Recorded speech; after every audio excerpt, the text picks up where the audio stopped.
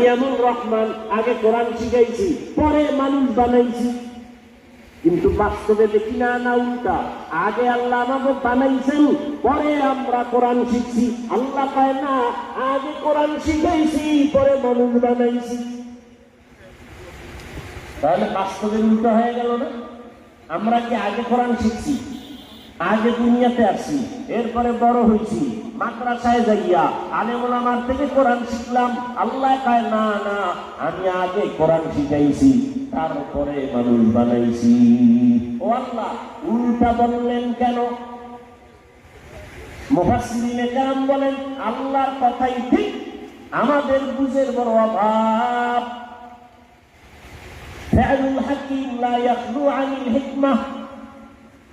আল্লাহর কথাই ঠিক, আমাদের বুঝের অভাব।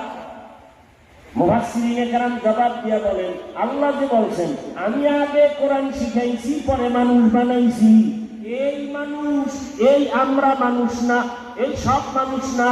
এখানে আল্লাহ মানুষ বানাইছেন কোরআন শিখাইয়া। এই মানুষ কোন মানুষ?